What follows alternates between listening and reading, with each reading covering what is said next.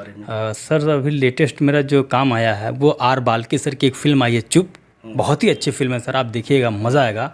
उसमें भी मैं कैरेक्टर प्ले किया हूँ। और उससे पहले मेरी खाली पीली नाम की एक फ़िल्म आई थी सर, ईशान खट्टर और अनन्या पांडे के साथ। और उसके पहले एक जी स्टूडियो की फिल्म आई थी 14 फेरे, विक्रांत मासे, कृति खरबंदा उनके साथ आई थी सर। और कुछ टीवी सोच के आया, जैसे मतलब इम्पोर्टेंट कैरेक्टर था मेरा उसमें बहुत, जैसे ससुराल सिमर का, प्रतिज्ञा 2, मेरे साईं, स्वरागिनी, मतलब बहुत सारे सोच किए हैं सर। ऐड फिल्म भी मैंने किया है, 3-4 ऐड फिल्म की मैंने एचपी गैस के लिए किया है और हेटिक ऑनसिस के लिए किया है, अल्ट्राटेक सीमेंट के लिए किया है। तो ऐड में भी काम चल रहा है इसमें।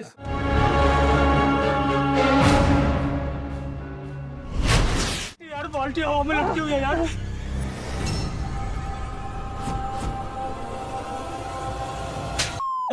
लेकिन आपका दामाद कोई मामूली इंसान नहीं है साहब, वो एक खतरनाक शैतान का रूप है, रूप। और जिसका सबूत ये कुंडली।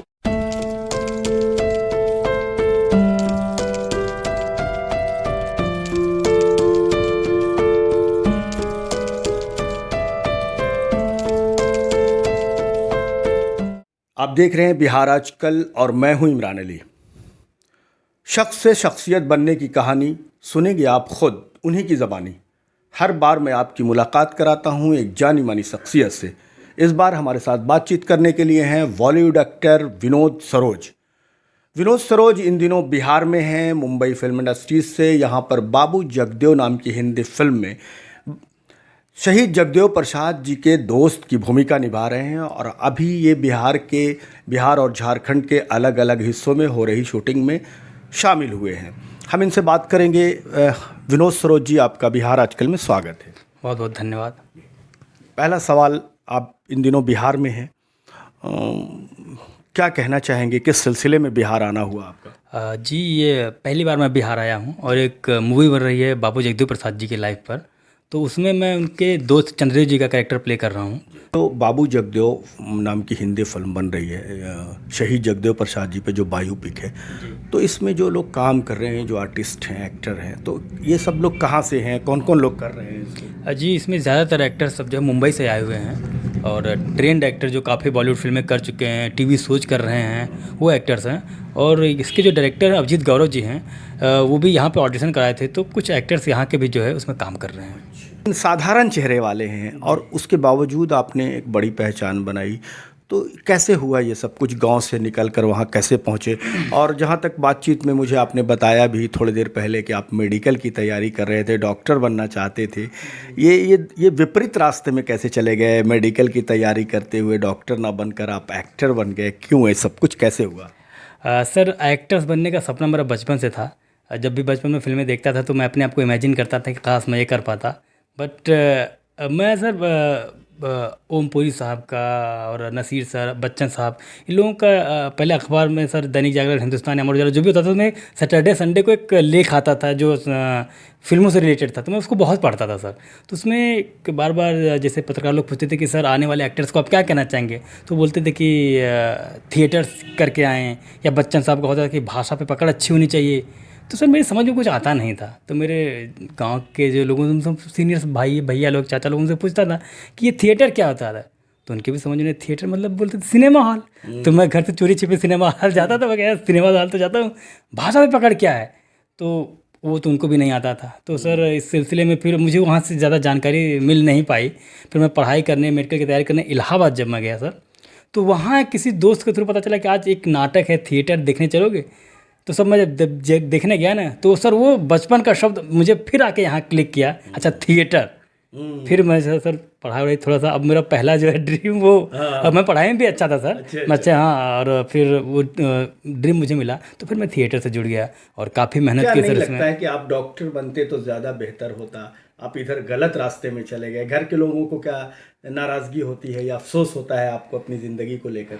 नहीं सर, मुझे मेरी ज़िंदगी को लेकर कभी अफसोस नहीं होता। अच्छा। मैं बहुत सही ट्रैक पर हूँ। जो मैंने सपना देखा था सर, मैं उसको पूरा कर रहा हूँ, उसमें लगा हुआ हूँ। और आप सबके प्यार से, दुलार से जो है मेरा वो सपना पूरा हो रहा है। मुझे काम मिल रहा है फिल्मों में, टीवी शोज में, बराबर मैं काम करता रहता हूँ। और मेरे घर से सर पूरा सपोर्ट रहा है। मेरे घर वालों ने हमेशा मेरा हौसला बढ़ाया है कि नहीं आप आगे बढ़ो, हम पीछे हैं। तो अभी तक जो आपने काम किया इसमें कौन कौन सी ख़ास फिल्में हैं, मशहूर फिल्में और टीवी सीरियल्स या ऐड का कुछ आपने किया, तो क्या कुछ किया है जो हमारे व्यूवर्स को बताया जा सके आपके बारे में? सर अभी लेटेस्ट मेरा जो काम आया है वो आर बाल्की सर की एक फ़िल्म आई है चुप। बहुत ही अच्छी फिल्म है सर, आप देखिएगा, मज़ा आएगा। उसमें भी मैं कैरेक्टर प्ले किया हूँ। और उससे पहले मेरी खाली पीली नाम की एक फ़िल्म आई थी सर, ईशान खट्टर और अनन्या पांडे के साथ। और उसके पहले एक जी स्टूडियो की फिल्म आई थी 14 फेरे, विक्रांत मास, कृति खरबंदा उनके साथ आई थी सर। और कुछ टीवी सोच के आया, जैसे मतलब इम्पोर्टेंट कैरेक्टर था मेरा उसमें बहुत, जैसे ससुराल सिमर का,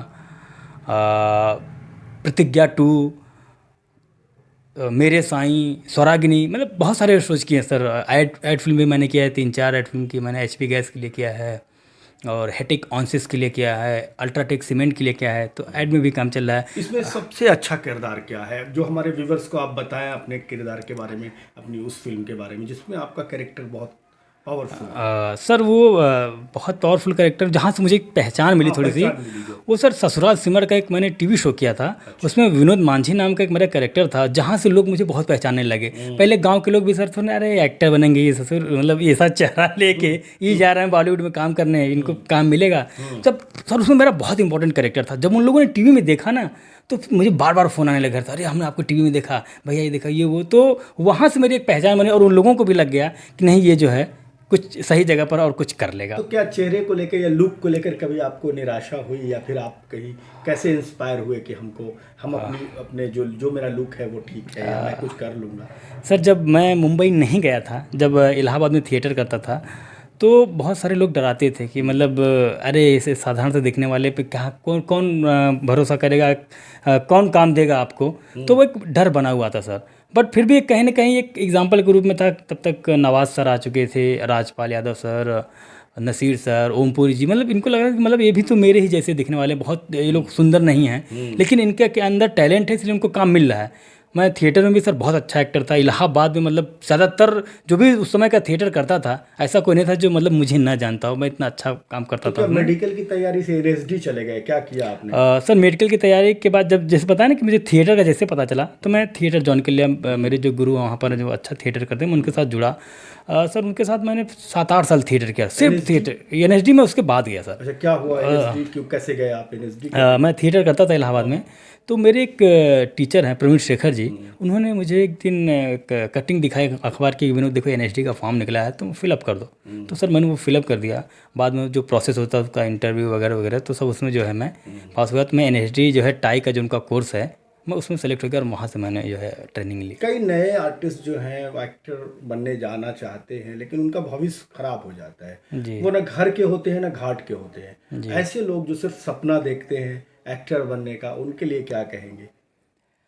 देखिए सर, सिर्फ सपने देखने से कुछ नहीं होगा। सपने देखना अच्छी बात है, लेकिन उस सपने को पूरा करने के लिए आपको बहुत मेहनत करनी पड़ेगी। सच बताएं सर, हम तो कोई हमारा रहा नहीं है मुंबई में कि जहाँ पे जाके एक सहारा मिल जाए। बैकग्राउंड नहीं था, कोई बैकग्राउंड नहीं था सर। यहाँ की इंडस्ट्री के बड़े लोगों को छोड़िए सर, जो सबसे छोटी पोस्ट एक बोल सकते हैं स्पॉट बॉय, जो लोगों को चाय पानी पिलाती, वो भी दूर दूर तक मेरा कोई नहीं था। मुझे 0 से शुरुआत करनी थी और मैं वहाँ से आया तो बहुत मुश्किलों का सामना करना पड़ा। अभी किस तरह के पेमेंट मिल पाते हैं, किस तरह से जी इकोनॉमिकल किस पोजीशन तक पहुँचे आप? मैं बता रहा हूँ सर, अभी जो सबका अलग अलग प्राइस है सर। जैसे अगर कोई मूवी बन रही है, कोई टीवी शो बन रहा है, कोई वेब सीरीज़ बन रही है, तो इसमें एक बेसिक प्राइस तय होता है सबका। और ये खास करके प्रोडक्शन हाउस पर निर्भर करता है। बड़ा प्रोडक्शन हाउस है तो आपको एक दिन का 15,000, 20,000, 10,000 भी देगा। छोटा प्रोडक्शन हाउस हो सकता है 5,000 दे। ये सर वो प्रोडक्शन हाउस जो है डिसाइड करता है। और वो अपने कहते हैं ना कि सामने वाला अपने हिसाब से आपकी वैल्यू का वो करता है, तो आपको कहीं से ज़्यादा भी मिल जाएगा, कहीं से कम भी मिल जाएगा। नए जो टैलेंट हैं उनको क्या मशवरा देंगे आप? मैं ये उनसे कहना चाहूँगा, जैसे मेरी बात हो रही थी कि सपने देखने वाली बात, अगर आप सपने देख रहे हैं ना तो उसे पूरा करने के लिए मेहनत करिए। और ख़ास करके अगर आप सिनेमा में आना चाहते हैं, एक्टर बनना चाहते हैं, तो कहीं से एक्टिंग की ट्रेनिंग लीजिए या थिएटर कीजिए। थिएटर क्या है, छोटे शहरों में सस्ता होता है। मुंबई में थिएटर करने के भी पैसे आपको फ़ीस देनी पड़ेगी। छोटे शहरों में उसके फ़ीस नहीं लगती, आप फ्री में सीख सकते हैं। अच्छा, आप आजमगढ़ से हैं, उत्तर प्रदेश के। बिहार और उत्तर प्रदेश ये भोजपुरी सिनेमा के लिए जाना जाता है, तो क्या आपके आजमगढ़ के कई लोग भोजपुरी सिनेमा में मशहूर भी हैं, तो आपने कभी सोचा कि भोजपुरी सिनेमा की तरफ जाए या फिर कुछ किया आपने? सर नहीं, जो बात है बताइए हमारे जी जी viewers को। सर, जो मैंने भोजपुरी की 2-1 फिल्में देखी और जो गाने उन्हें देखे ना सर, हाँ। कभी मेरा मन नहीं हुआ कि मैं उस साइड जाके काम करूं। अच्छा मेरा शुरू से ये टारगेट रहा है कि मैं बॉलीवुड में ही काम करूंगा। अच्छा, जी तो कभी आपने उसके बारे में नहीं सोचा? जी नहीं, कभी उसके बारे में नहीं सोचा। इन फ्यूचर अगर कुछ अच्छा हुआ तो करेंगे ज़रूर, लेकिन अभी तक कुछ ऐसा नहीं किया है सर, और ना ही प्लान है कुछ ऐसा भी। जी चलिए, मैं चलते चलते आपकी अब जी जो आने वाली फिल्में हैं या टीवी सीरियल्स है, उसमें कौन कौन है जो हमारे व्यूवर्स जान पाए? अच्छा सर, अभी जो मेरी फिल्म आएगी वो अक्षय कुमार सर के साथ एक फिल्म आएगी कैप्सूल गिल नाम से। उसके बाद एक नेटफ्लिक्स की क्या किरदार है कैप्सूल उसमें एक नंदू मल्ला नाम का कैरेक्टर किया है, इंपॉर्टेंट कैरेक्टर सर। वो कर रहा हूँ। और एक नेटफ्लिक्स की वेब सीरीज़ आ रही है, त्रिभुवन मिश्रा सीए टॉपर, मानव कौल उसमें लीड कर रहे हैं। एक और फिल्म है सर लावास्ते, जिसमें विजेंद्र काला, मनोज जोशी, ओमकार दास, ये लोग लीड कर रहे हैं। तो ये मेरी अपकमिंग प्रोजेक्ट्स हैं सर, और अभी जिसका शूट चल रहा है बाबू जगदेव प्रसाद। चलिए, बहुत बहुत शुक्रिया हमसे बात करने के लिए, बहुत सारी जानकारी आपने शेयर की। क्या और आखिरी में क्या संदेश देना चाहेंगे? संदेश सर क्या है, अगर जो भी एक्टर्स हैं या अगर वो आना चाहें तो पूरी मेहनत के साथ आएँ, और वहाँ पर सबके लिए काम है। मुंबई में ऐसा नहीं कि हम सुंदर दिखें तभी काम है, नहीं। बिहार पहले भी आए थे क्या?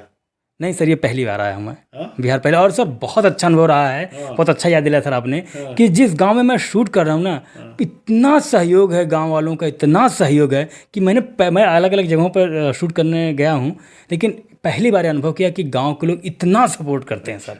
बहुत अच्छा लगा पहली बार बिहार आके सर, और कोशिश है कि बार बार अगर कुछ ऐसा रहा तो हम बार बार आना चाहेंगे। बहुत बहुत शुक्रिया आपने हमसे बात किया, मुझे भी बहुत अच्छा लगा आपसे बात करना। बहुत बहुत शुक्रिया हमसे जुड़ने के लिए। धन्यवाद सर।